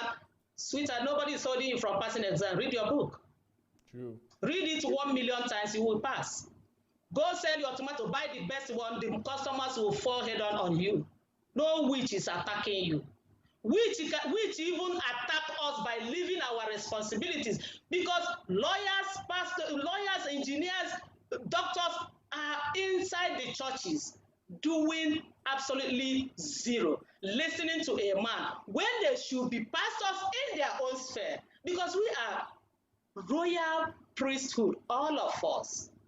We should carry this mantle to wherever we find ourselves. It mustn't be until we come to church. Look at the COVID, they said they closed the church, and people are crying, church are closed, when are they open it? It's because we don't know what church is. We are the church. You don't need any, okay, Bible even says, forsake not the gathering. Lay emphasis on the gathering, and that gathering can be anywhere, sweetheart. It can be anywhere. It mustn't be until I get to 100-seater church. It mustn't be until I get to 1 million-seater church. It can be in, and he said, this God is so good. Where 2 or 3 are gathered, I'm in their midst. You are looking for God. Gather your children now. Gather them. Gather your children and your wife. He said your husband. He said he's there. Gather you and your house help. Where 2 or 3. Since let me say 2 or 3. Since it's only you and your house help, you are 2 already. He said he's there. Look for him, you will see him. Why all this noise everywhere? They have to open the church. We have to be there. Sit 2 meters away first. Do that, you're not gonna die. Do it, and let's know this thing that is coming from the health people. Let's know what it is. Let's help them, because if we overwhelm them, all of us gonna suffer for it. Oh, sure, we're gonna suffer for it. Please. I'm almost going on double shift now, because some people got it early and they are not yet coming back yet until they are done. So help the nurses, help the doctors, stay 2 meters apart. Forget it's your tithe. Give it to, there is palliative everywhere. Take it out your tithe, go and give it to them. So many people are hungry, give it to them. Your pastor is well off. He's not crying, he don't need that money. Give it to every destitute you see on the road. Please. Amazing. Ladies and gentlemen, that is Mrs. Mabel all the way from the US, and she's such an interesting person and a strong character. And you can see that she's been through a lot, in the sense that she's talking about Idahosa and how she knew that something was wrong. And I think he's been dead now for what? Probably over 25 years or thereabout. So you can imagine how much she's had to go through up until this point where she met DSA, and everything now began to make sense. And everything she's saying is true about the church, about pastors, and you can see how much she has digested DSA's teachings. Please go on DSA's YouTube channel and do for yourself what she has done. Digest those lessons. Let them become part of you, because they will help to liberate you from every bondage, from ignorance, from pain, from suffering, from hopelessness, what have you. And like you can hear her saying, it's just pouring out of her. She's not struggling. She doesn't have to read it from anywhere. It's gushing out of her because she has been testing for so long for truth, and she's been running from church to church. And like she keeps saying, she's not trying to bash anybody, but the truth is the truth. It must be universal. It's not localized to Nigeria or to the US or to Europe. The truth should be universal everywhere. So please share this link with your friends. I'm sure there are a lot of Christians on your timeline. They might be able to listen to her. They might not want to listen to DSA, or they might not want to listen to someone else, but they might want to listen to her because she is, like she said, she's just like them. She was once a member of the church. She was taken there. She was asked to do the same things as everyone else. So please share this link so that we can bring deliverance to as many people as possible and help liberate them from the suffering and from the bondage that they are going through in all of these churches. So back to you, Mrs. Mabel. I'm here, Joshua. Are you ready to tell us about some books, or you want to keep going in the YouTube route? That YouTube, if I keep going, it's not gonna stop. But let me use one more of this example. All right. You know, the Bible said, Christ said He's gonna bring a sword between a mother and a daughter. Between a daughter, that He's gonna bring a sword between families, right? Right. Now, this is what, then I'm like, hi God, how can you bring this? That means God is bringing enmity between families. That is what this is. And that is what the teaching I got told me, because they will tell you, if God can bring enmity and you think there's no enemy, your brother is your enemy because God brought it there. But when I went through the teaching, this is what I got. When God said He's going to bring enmity, anything you love more than God, God Himself even said His glory He's not going to share with anybody. True. Anything you love more than God, God is going to disembark it, no matter what.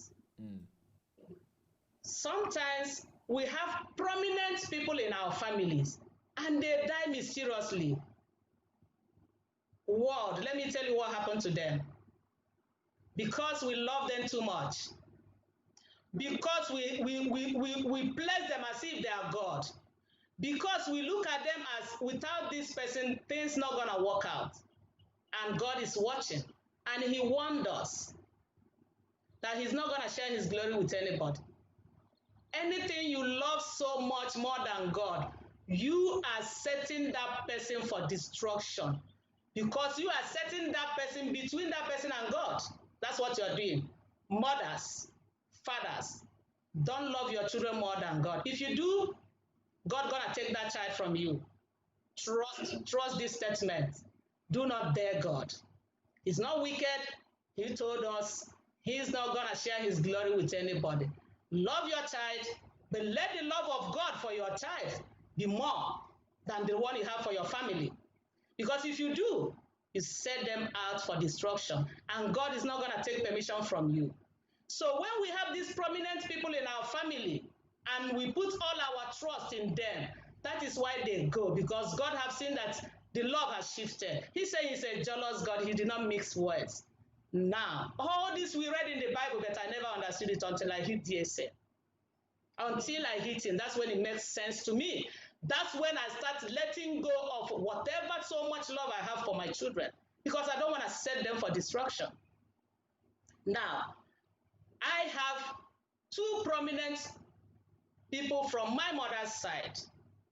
One a lawyer, a renowned lawyer, well known in Nigeria. The other one a police officer, got into a very big rank. Both of them died. Why? Training them. The whole village was like, this is our own. When they come out, we are mad.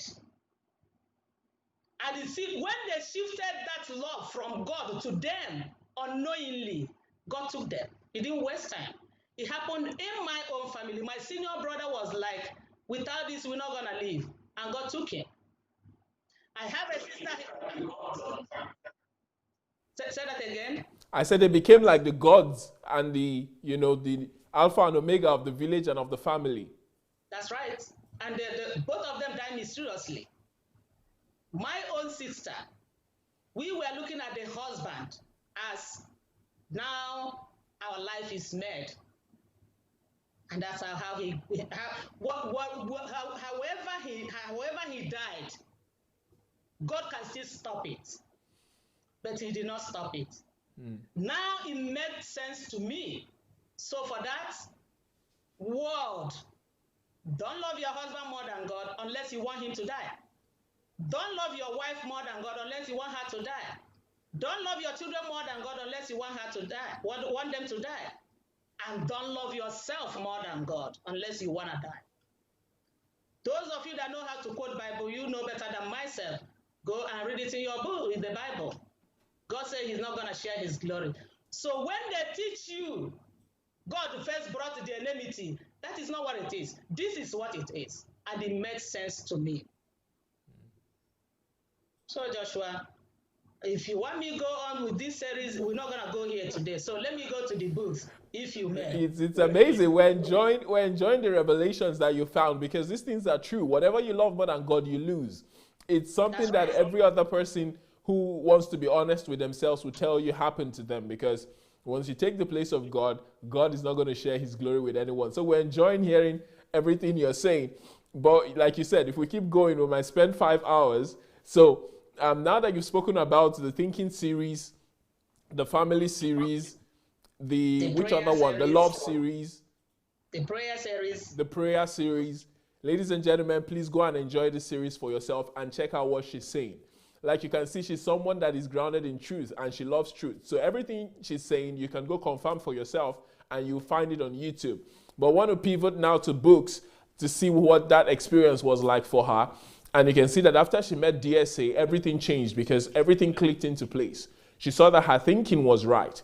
Those of you who are thinking wrong, or those of you who think that you're just being misunderstood, those of you who have questions on the inside of you that you've not been able to answer for all these years, and you're frustrated and you have, a lot of hindrance in your relationship with God. Once you go through those series, there will be clarity, there will be freedom, and you'll be able to, soar in the spirit and enjoy yourself, enjoy your faith, enjoy your relationship with God. So that is something that I can promise you. And like you can hear from Mabel, she's also enjoying it. So please, let's go to the books now. So Mabel, please tell us, what books have you read from DSA that have impacted you the most? Okay. If I start mentioning the books, it's going to be the same thing again, but maybe I will mention 10 and explain maybe 1 or 2. Okay. So how do you want it? Yes. Mention 10 and then let's go through a few of them in summary. Okay. Mountain of Ignorance. Okay. Kingdom First, church second. Why am I unlucky? Who am I and why am I here on planet Earth? How to become great through time conversion. Money will make you rich. How to live an effective life. Life greatest secret. Church shift. Don't spend money you don't have. To buy what you don't need to impress people who don't care. Favorite. What were your top 3? Okay, my top 3 is who am I? Why am I here on planet Earth? Briefly. Okay. Now, remember the troublesome human being. Looking for what I think. Don't hurt this person because he's in a minority. Now, after reading this book, who am I? Why am I here on planet Earth? And who are you? Who am I? See that thing people don't like about you, that thing they like about you, that thing you might hate, or that thing you love. Those things are pointing to why you are sent here. Somebody might see where they're beating somebody and walk away. I don't want them to stain my clothes. Some people might not walk away. If you can't walk away in such things, that's your calling. Remember the priest and the Good Samaritan. The priest went away. It wasn't his calling. But the other guy stood back. All those things point to your calling. Now I say, okay. So me not waiting to see injustice, that's my calling, right? Okay. It now made a huge sense to me. It now made a huge sense that I can't see anything wrong and not speak out, no matter who you are. I can question you, be you the president. If you like, answer. If you don't like, answer. And if you don't answer me, that place I'm with you is not going to be comfortable for us until that question is answered, unless you leave. So it now makes sense to me when I read, who am I? Why am I here on planet Earth? Because God put in each and every one of us. Look inside you and you will see it. There are things you can never go away from. Others might walk away, you cannot walk away. You might see an accident place and others are going fiam with their car. You stop. It's not a mistake. Something is stopping you. Something is in you that is making that. There's this brother of mine, Israel Good News Balogu. Now he can't walk away from seeing street children on the road, but others can walk away. So he has found his calling. And now, after going through this book, Joshua, I went to downtown, packed tons and tons and tons of blankets. I shared to homeless while during winter. I can't pass any of them without handing blankets over. Wow. I can't. Before, I don't go close to them. What business do I have with homeless? What? It now dawned on me after reading Who Am I, Why Am I Here, to take responsibility. Don't look right, don't look left and see if nobody is doing it, why will I do it? It's your calling, do it, baby girl. Do it, sweet girl, it's your calling. Don't walk away. I can't go to the shelf now and be buying anything, anyone fall down, I will bend down and pick it. Even if the shop assistants are coming and say, no, don't worry. I said, I did it, I gotta take responsibility. This is all I got after reading his book. This, who am I and why am I here? So is that what you mean when you say you redoubled your efforts to help the destitute and the homeless after reading DS's book? There you go. I will on my own, something will tell me, give this person money. When I give to that person will be like, wow, I never expected this. What happened? This is not you. It was when I read this book, I know, because before I would just put the thing in my bank. What concerns me with them? What is my business with you? But now, if I'm eating food, I'll be asking myself, somebody is out there that is not eating. How can I reach out over them? How can I get to them? My sister wanted to buy something. She told me the amount. I said, you can't do that. And she said, why not? I said, people are hungry. Use that money for them. She could not believe it. And she jokingly made this statement. She was telling somebody else. She said, girl, my sister's born again has no part two. If heaven there comes now, she is going to heaven. That's what she jokingly said. I said, wow, you think so? He said, girl, you are surprising me. I don't know what it is, but I don't know what is pushing you. She didn't know that this is where I'm coming from. Please share DSS messages with her so that she can also find her calling. That's the problem I'm having with them, because some of my friends, they can't go past. Some of my friends, they can't go, but she's watching anyway. Some of my friends, she must be watching, because if she don't watch, you know her trouble sister. So she's watching. So some of my friends can't walk past. Why is DSA attacking other pastors? And permit me to speak on that, Joshua. Please go ahead. Can I go there?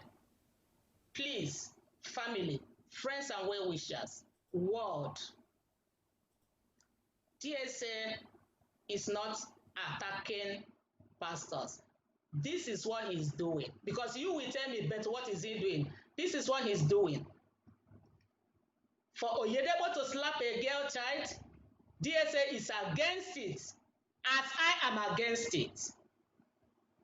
Why am I against it? That's exactly what he's doing. You shouldn't slap this child, man of God. That's what you people call attack. And why does it look like as attack? You see, when I relate to that girl that was slapped, I will call Oyedepo. Why am I calling him? He is the one that slapped the child. When I relate to, if you don't pay tithes, you don't go to heaven. If I call Oyedepo, if I call Adeboye, why am I calling him? Because he is the one that said it. So when we say he has attacking pastors, it's like you don't want the truth to come out. Because how will the truth come out? You will show me the one that is not good and show me the one that is good. It's not now how the truth will come out.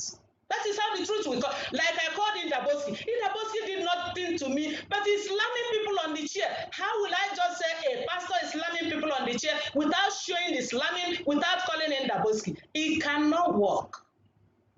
So I plead to the world, listen to the message, forget about DSA, so that this little thing of why is he talking about pastors, don't hold us bound. Because if he hold you without you knowing the truth, even if you not do anything, don't come to his platform, don't do anything with him, but please hit his series in the YouTube. It will show you what you know not, because it showed me a lot and I can't stop. Whoever that is around me now knows that I am changed and I can't stop. To that sense, I wanted to give somebody thing, I have to beg my children. I said, I must do this. They say, hold on first. I said, I can't hold on. They said, they're not saying don't do it, but wait first. I said, I can't wait because there's COVID. People need to eat right now.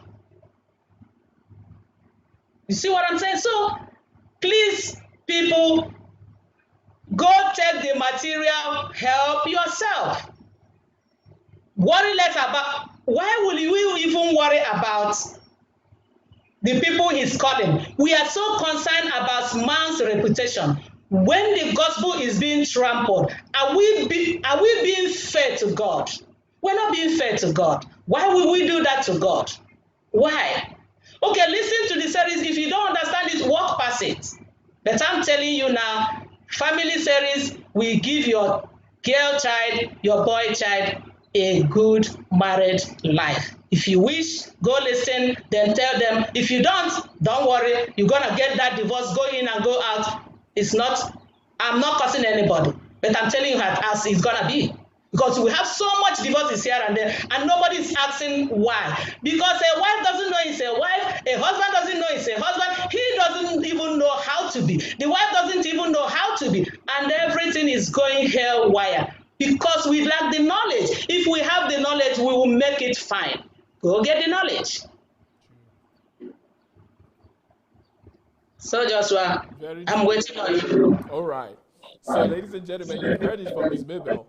Please help yourselves. This knowledge is out there for you. It's free of charge. All you have to do is just get your internet data, and you can even download them onto your device, so you don't have to go on the internet often to check out the rest of the series. You can download everything to your computer, watch it at your own pace, and gain this knowledge, because you'll be better off for it. She's talking about divorce. Right now, the divorce rate is way over 50%, which means that it's more than 50-50 chance that you will get divorced. And a lot of people don't understand why, like she said, but when you study, you would understand why. She's talking about the pastors too and saying, look, don't take it personal. The truth does not care who it hurts. The truth does not discriminate. So if you're defending your pastor, after a while, you need to ask yourself, why do I have to spend this much effort defending someone when I can just go find out the truth for myself and see if there's any validity to the things that have been said? So please, those of you who are defending pastors, those of you who are annoyed, please listen to MABEL. Forget about the personalities, focus on the truth. Forget about the things that are being said about specific individuals and look into the validity of what is being said. Is this thing true? And does it make sense? She talks about the girl who was slapped. How many of you want your kids to be slapped in public by somebody of Oyedepo status or anybody at all? There are things that we excuse because we think they are being done by men of God, so they are okay. But that is not the truth, because the truth does not discriminate from person to person, be it those at the top of the ladder or those at the middle or those below it. So MABEL, thank you very much for bringing that to the fore, because a lot of people have forgotten about that girl and they've moved on. You know, we Africans or Nigerians, we have very short memories when it comes to things like that.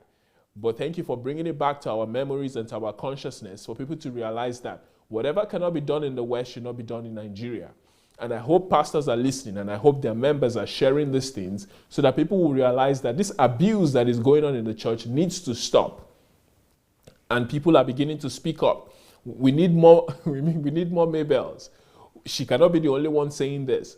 DSA is telling people the truth, but you need to listen to this truth for yourself, embrace it, and then go out and speak as well, because she cannot be everywhere. DSA cannot be everywhere. You as a person, you're supposed to bring light to wherever you are. So take responsibility for yourself. Take responsibility for your family, for your neighborhood, for your streets, for your community. And sooner or later, there will be light everywhere and people will be brought out of darkness. So I hope you indulge us and you take care of these truths, because when you do so, you will be lucky and you'll be happy that you did. So Ms. MABEL, you've told us about who am I, why am I here. Do you want to tell us about one more before you leave your message for DSA? Got my time out. I'm not done yet. Aha, okay, please go. Keep going. Yeah, I want to give two more examples, but I'll just make it short. What is these two more examples I'm giving? When you hold your pastor as if he's not fallible, as if he can't make mistake. We all make mistake. Always make a room that my pastor might be wrong. We must make that room for it. Recently, Deeper Life pastor says some of the rules he had in his church that he's gonna redo them. How do we reconcile that now? That is why we must know that every human being can make mistake. True. Benny Hinn the last time came out to say we overdid the preaching on prosperity, to tell you that we can make mistakes. And let me tell us, each time anybody comes out to say, I have been wrong, we better let go, because if God has forgiven that person, we are wasting our time holding it against that person. Now, do you want me to go to one more book? Why am I unlucky? Let me just rush that. Why am I unlucky? Sweetheart, you are not unlucky. You have an interview to go. You have a job. There's a job that are looking for people, and you tender your certificate. This person tender his own certificate, and both of you are first class. but the other person might have an added advantage. How will you now say you're unlucky? Do you want them to take you without taking the person that has added another knowledge to have that advantage? Whatever you calling unlucky is work not done. Go do that work, that luck will come. That's it, Joshua. I have a lot there, but it's like I've gone too way, but I didn't even know. And we can see where Anna gets her oratory skills from as well, because clearly she's your daughter as well, and we can see why you kept sending DSA's messages to her. So we have you to thank for that, by the way, because she said you're the one who kept sending messages to her, and finally she was forced to listen, and now she she has found the answers that she was looking for. So we're happy that you said all of this, and I believe that everyone who has been listening has been blessed, because every single thing you've said has been true. It's so applicable, it's so down to earth, and it's common sense, really. Because I'm sure a lot of people who are listening are asking themselves that, why didn't I think of this? Why didn't I actually reason this way? Because when you see the truth and you look back at the things you did wrong, it's like you're asking yourself, it's like I was in a trance. Was I crazy to have done all these things? Because, in fact, I feel like you're such a unique person, because if you could question Idahosa, who at the time was the authority in the whole nation, everybody was bowing before him, and if you could question what he was doing way back then, it shows that really you're somebody who has, who God has, really put truth on the inside of, and you were willing to follow that truth. You didn't even give it up. Because a lot of people would have silenced themselves and kept going because the crowd was all there, but you left and you never came back. So we're pleased that you embraced the truth, you found DSA, and you're now doing what you're doing. So before we go, what message would you like to leave for DSA on his 53rd birthday? Before that message to my God's Army General, I have this project you did not ask me, Joshua, and I'm going to say it. Okay. Joshua, since coming in contact with DSA, after reading this whole book, I said, no, I can't get this juice alone. Okay. I need to know, let some people see it. All right. And on my own, what I'm telling you, DSA has no idea. Nobody does except me. On my own, I bought 100 books of how to be great through time conversion. Okay. I got that 100 books and send it to a group I'm in Facebook. I'm sure they will be watching. And the price was tagged because I want them to read and see what I'm reading. Okay. And if I tell you these testimonies I have been seeing, some people will tell me, wow, I don't know, I have been holding myself. One lady told me her husband read and another person took it, and that the book is still traveling. The book hasn't come back to her. That is the best thing she has seen in her life. And I had another 100 books bought and sent to corpers. I'm targeting secondary school and youth corpers, and I promise God, I will be sending DSA books in 100 batches to whoever that wants to read. And I'm telling the world now, if you want to read DSA book, reach to me, I will give you to it free of charge. I will buy it and give it to you. That's my promise to God, because I want people to get this knowledge, because knowledge is power. Amazing. So you mean you're sending those books to Nigeria from the US, or you're buying them in Nigeria and distributing them? No, because DSA has somebody in Nigeria, there's a distributor, Chioma to be precise. Yeah. And then again, let me say this. Each time I'm paying that money, it goes to an account. And maybe tomorrow I will fall out with DSA. I will come back and say, they robbed me of money to send books. They robbed me of sending books. Let the whole world hear it. I'm sending these books in batches of hundreds and monetary prize to win attached. DSA has no knowledge of it. And I don't want him to even know, because I'm doing it for God. I'm not going to come back tomorrow and say DSA did. The whole world is hearing my voice today. It's his book, and I want the world to read. I'm going to give it to them for free. Reach out to me, whether in Facebook or anywhere. Tell me the one you want. I will tell the distributor in Nigeria. I will send them money. They will send it to you. And tomorrow I will come back and blame him. That's going to be very, very unfair. But let God be the judge of every human being. I wish everybody well. DSA, my God's Army General, You put this fire in me that cannot go down. You brought out that thing God blessed in me. I wish everybody will hit your teaching and your books and let theirs rise. May the Lord God Almighty give you many years of this birthday. I wish you happy birthday from the bottom of my heart. I love you so much. I love your wonderful wife and your wonderful children. I am here for you. In this family of DSA, I will die. Thank you so much, family, and thank you, the world. Blessings, everybody. Wow. Thank you very much, Miss MABEL CHINWE. Those of you who want to take her up on her offer, you can find her on Facebook using that name, especially those of you in Nigeria who cannot afford the books. She has given us one of the best offers I've ever heard in the DSA family and on this show. Please contact her and she would get you as many books as you want. She's already doing it with the high schools. She's doing it with the youth corpers and she's getting rave reviews. You know, people are raving about it and she's getting great reviews. So please take advantage of this. Share this video because this could be the single message that will change someone's life. Just hearing that they could get these books for free can help liberate people because when they read, all of a sudden light will come into their lives and they will be free to begin to find their potentials, harness their resources, and they will change their world. So wow, that was such an amazing one. Thank you very much for coming, Miss MABEL. You are such a unique character and we're so happy to have you on DS's platform. We're so happy to have you here with us today.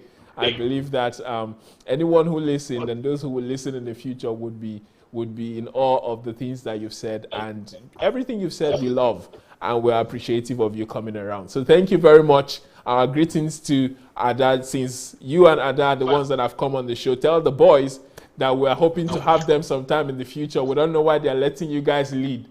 The ladies have come, so tell your sons that we look forward to them embracing DS's message and hopefully coming on the show sometime in the future. Thank you very much. Thank you, Joshua. Thank you for sticking with the truth. God bless you. You're welcome. Have a great time. Bye for now. So, ladies and gentlemen, that was Mrs. MABEL all the way from the US. And you can see that she's full of truth. She's full of life. She's full of passion. And you don't see people like that every day. And these are people who DSA, DSA's message has created. This is his passion, to make sure that everyone finds their sphere and focuses on it and brings as much light as they can. She is saying that the destitutes are not going to go hungry anymore. You can see that she's passionate about kids. You can see that she's passionate about knowledge. Before now, she was just doing a little, but now it has gone to a whole new level. This is something that can happen to every single person. Every single person is a god in their own sphere. Every single person is supposed to be a king in their own sphere, a queen. So we have to help people wake up the greatness on the inside of them by sharing this message and by bringing as many people as we can to this platform, not because of DSA, but because of their own good. If you don't find out about DSA, what happens to you?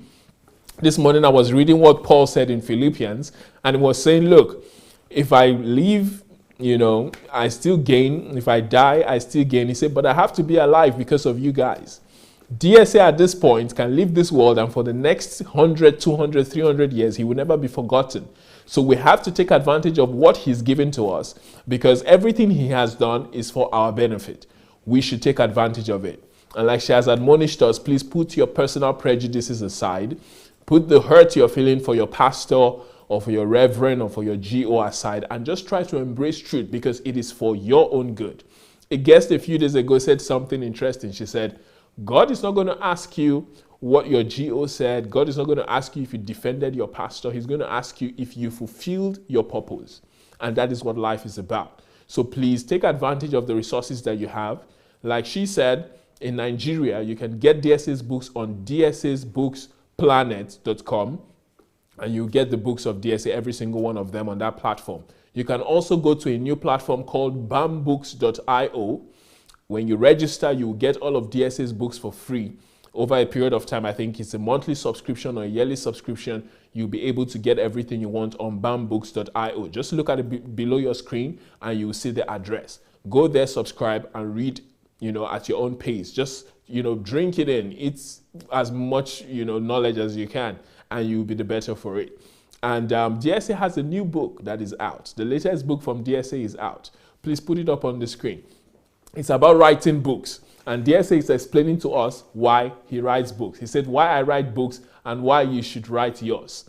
Everyone has a book in them, or 2 or 3. In DSA's case, he has 1,000 in him and he's going. He's already passed 300 books and he keeps writing more. So this is the latest one. Please go on Amazon, go on all this platform, BAM Books, DSA's Books Planet, Kindle Unlimited, and you would be able to get this book. And once you read it, it will help to make you see why you need to read books, you need to write books, and why DSA writes books as well. A lot of people think he writes books for money. I've seen people say, oh, his books are making him rich, or he's just writing these books. He wants people to buy his books so he could get money. But most of the books, they don't even give him a profit because he gives them out for free. Most of the books, in fact, he gives them out for free, and people who sell them do it as a business. Nothing much comes back to him except for the basic, production cost and things like that, transportation and what have you. But DSA doesn't feed from the books. So he's writing them for your benefit. When you read this book, you will understand where he's coming from. There is an ideology, there is a belief system. There are values that have made him to want to write books that has nothing, absolutely nothing to do with money. So please share this book with as many people as you can. Read it, pass it on to other people because it will help give them light. Most people judge DSA from their own perspective, but they never want to listen to why he is, doing the things he's doing so they can understand things from his own perspective. So this book will make you understand why DSA writes books, and I can assure you, you would want to write a book as well because he writes to empower. He doesn't just write to talk about himself, but he just uses himself as an example to make you know what's possible. He doesn't put himself on a pedestal and make you feel like you cannot get to his level. He makes you understand that whatever he has done, you can replicate because that's the principle of life. If you look at what great people have done and you follow their steps, especially those in your field, you can be successful. Principles and truth is universal. It works for everyone who, applies themselves adequately and work towards the goals that they've set for themselves. They would always get there. So, ladies and gentlemen, that was an interesting session today. I hope you enjoyed yourself. Please share this link with as many people as possible. We've got the mentorship programs for the millionaires and why am I here? If you want to become a millionaire, there's a mentorship program for you. It's called the Millionaires Mentorship Group. Please write to mentorship@godembassy.org and you'll be able to be welcomed into the system. Who am I? Why am I alive? Mrs. Mabel spoke, about that book to quite an extent, and she talked about how it helped her discover herself. Please, you need to discover yourself so that you don't live a wasted life. You need to discover yourself so that at the end of your life, you're not left with, regrets. You need to discover yourself so that you can live such a full and a fulfilling life here on earth, and people wouldn't have to suffer. I was reading the manuscript of a book that has been written by one of my mentees today, and it just occurred to me that if everyone was born with a purpose, and if everyone was born with a calling, it shows that at this point, we're close to 8 billion people in the world. It shows that there are about 8 billion problems that the world is yet to solve. Because at this point, those who run the world are just about 1% or less than 0.1% or thereabout.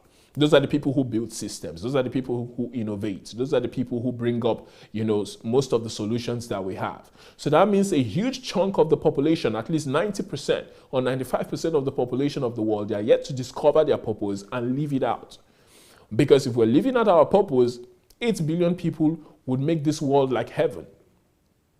So every single person who is born with a purpose. Nobody wants to be replaced. There are no two people like you. You're unique. Your DNA is unique. Your purpose is unique. Your thumbprints are unique. Your temperament is unique. And it's because God has a unique message and a unique solution that he has brought to this world through you.